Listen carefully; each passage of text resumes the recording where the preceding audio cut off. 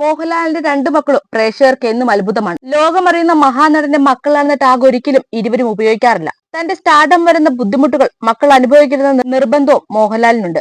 മലയാളത്തിൽ നിരവധി സ്റ്റാർ കിഡുകളുണ്ട്. അവരെല്ലാം മാതാപിതാക്കളുടെ സ്റ്റാർട്ടത്തിന് കീഴിൽ നിന്ന് സിനിമയിലും മോഡലിംഗിലുമെല്ലാം കരിയർ കെട്ടിപ്പടുക്കാൻ ശ്രമിക്കുന്നവരാണ്. എന്നാൽ പ്രണവിനെയും വിസ്മയെയും ഒരിക്കലും ലൈൻലൈറ്റിൽ കാണാൻ സാധിക്കില്ല.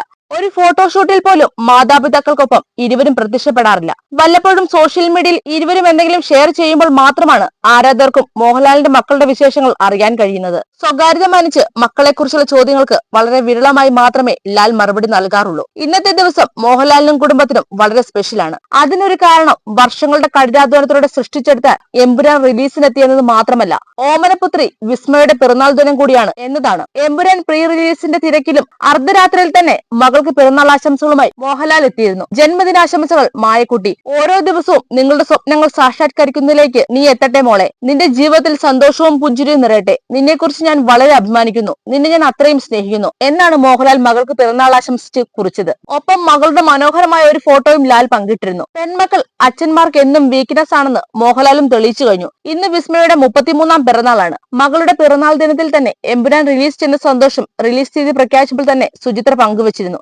എമ്പുരാൻ തിയേറ്ററിലെത്തുന്ന മാർച്ച് 27-ന് എനിക്ക് മറ്റൊരു സന്തോഷം കൂടിയുണ്ട്. അതേ ദിവസമാണ് എന്റെ മകളുടെ ജന്മദിനം. അതിനാൽ ആ ദിവസം എനിക്ക് 2 സന്തോഷങ്ങളാണ് എന്നായിരുന്നു സുചിത്ര കുറച്ചു നാളുകൾക്ക് മുമ്പ് എമ്പുരാനെ കുറിച്ച് സംസാരിക്കവേ പറഞ്ഞത്. പ്രണവ് അച്ഛന്റെ വഴിയെ സിനിമയിലേക്ക് എത്തിയെങ്കിലും വിസ്മയയ്ക്ക് സിനിമാ മോഹങ്ങളില്ല. എന്തിന് ഇന്നേ വരെ മോഡലിംഗ് പോലും ട്രൈ ചെയ്തിട്ടില്ല.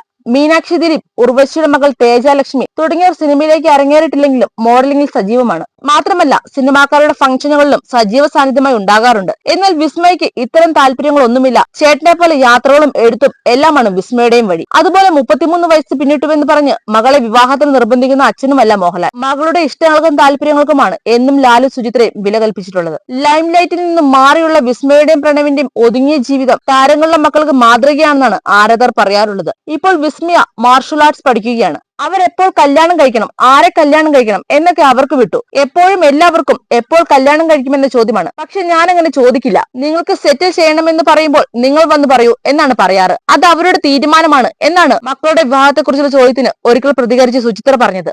പുതിയ സിനിമാ സീരിയൽ വാർത്തകൾക്കായി ഈ ചാനൽ ഒന്ന് മറക്കാതെ സബ്സ്ക്രൈബ് ചെയ്യുക.